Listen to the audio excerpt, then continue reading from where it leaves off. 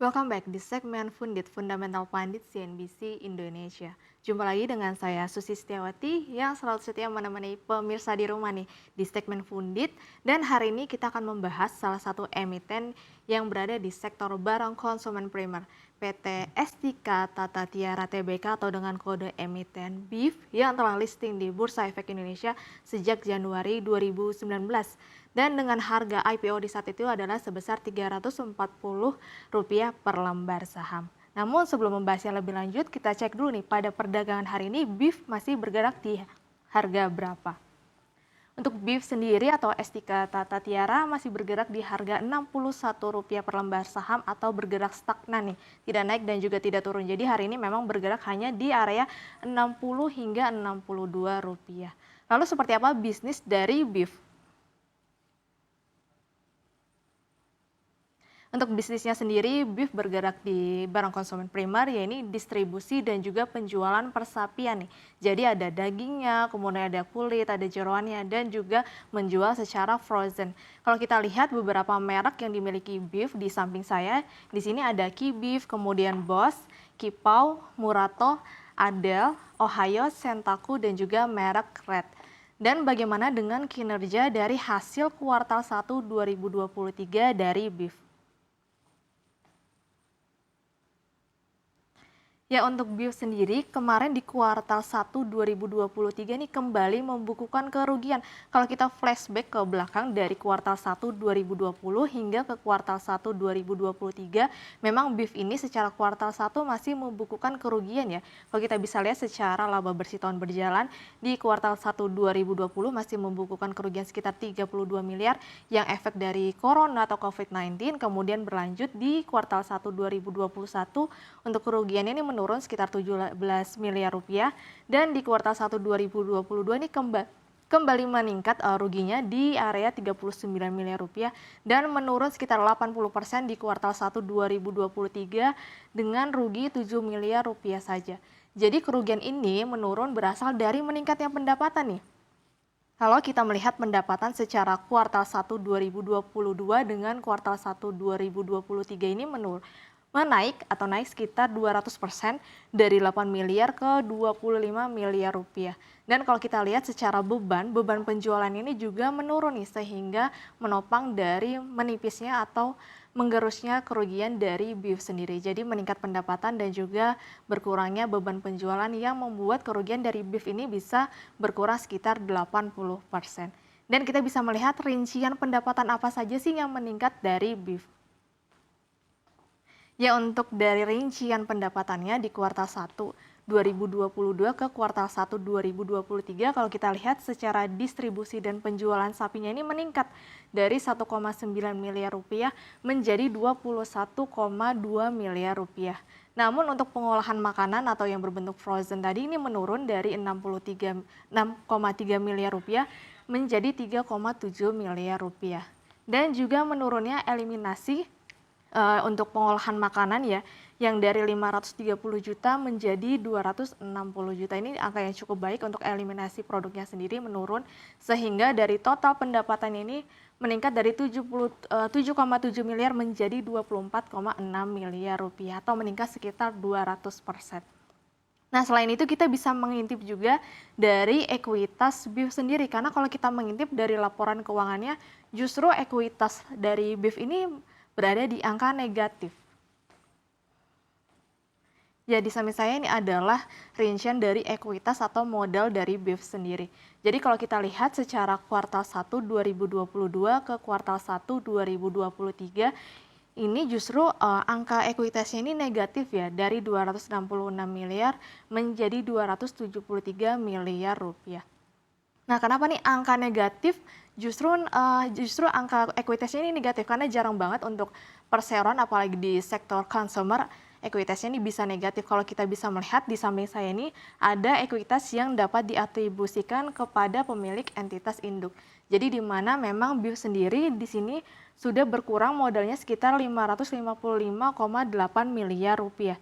Jadi untuk yang ekuitas yang dapat diatribusikan kepada pemilik entitas induk ini bukan modal milik dari BIF, justru modal dari pemilik entitas. Kalau misalkan Teman-teman melihat dari catatan laporan kaki keuangan dari BIF sendiri, justru dari pemilik entitasnya ini bernama PT Tiga Tunggal Adi Mulya, yang dimana sebelumnya memiliki porsi atau pemilik saham di BIF sekitar 20% dan sudah menurun menjadi 1% karena melakukan penjualan pada bulan Februari kemarin.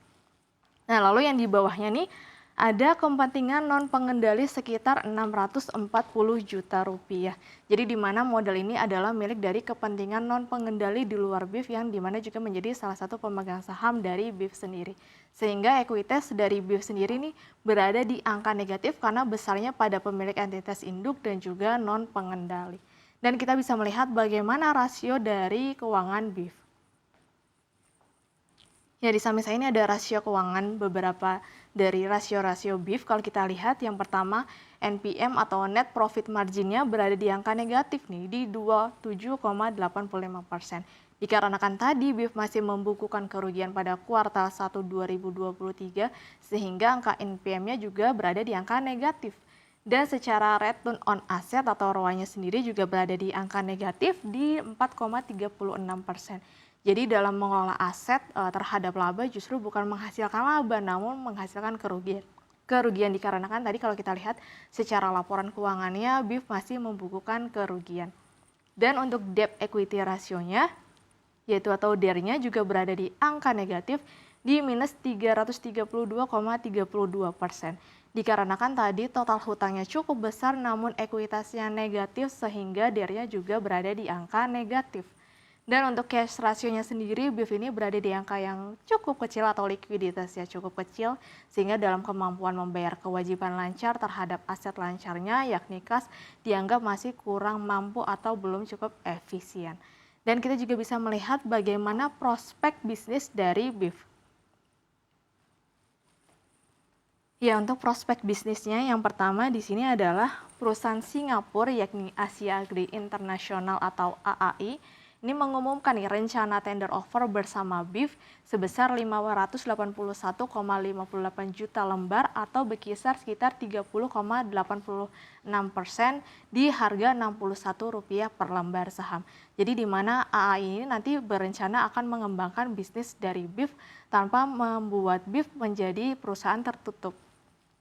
Lalu yang kedua, dengan masuknya investor baru, BIF berencana melanjutkan perbaikan kinerja termasuk kewajiban untuk memenuhi kepada kreditur atau putusan penunda kewajiban pembayaran utang atau PKPU. Jadi di mana kemarin BIF mendapat gugatan dari PKPU, yaitu dari kalau kita lihat beritanya itu dari PT Sukses Internasional Anugrah Pratama sekitar 2 miliar rupiah, namun BIF sendiri sudah melunasinya sebagian dan tersisa sekitar 200 juta lagi yang harus segera dilunasi. Dan yang terakhir, manajemen BIF mengatakan bahwa belum ada target penjualan di tahun 2023. Jadi di mana kemarin sekretaris dari corporate sendiri justru belum memberikan target penjualan di tahun 2023 sebesar berapa banyak, jadi menyesuaikan dengan kebutuhan pasar atau kebutuhan masyarakat dengan produk dari BIF sendiri. Nah, lalu kira-kira untuk BIF ini masih layak dikoleksi atau tidak?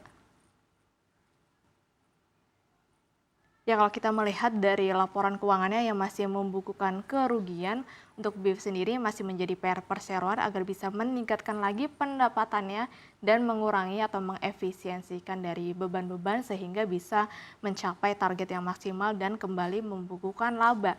Dan di sisi lain juga tadi ekuitasnya bahwa pemilik entitas induk masih cukup besar dan juga non pengendali sehingga membuat ekuitas dari BIF sendiri ini masih negatif ya.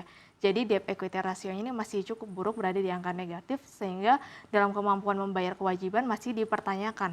Dan juga tadi dari perseroan sendiri atau dari korporat sekretaris bahwa BIF ini belum memiliki target penjualan. Namun kalau kita flashback di tahun 2022, justru dari Direktur BIF sendiri memiliki target sekitar 700 miliar rupiah di tahun 2023. Namun sayangnya statement dari korporasi atau dari sekretaris korporat sendiri justru belum menargetkan di tahun 2023 penjualannya berada di angka berapa. Jadi masih menyesuaikan dengan kebutuhan masyarakat tentang produk dari BIF sendiri. Sehingga untuk saat ini memang BIF masih belum layak dikoleksi ya, meskipun harga saham sekarang sudah berada di harga tender offer.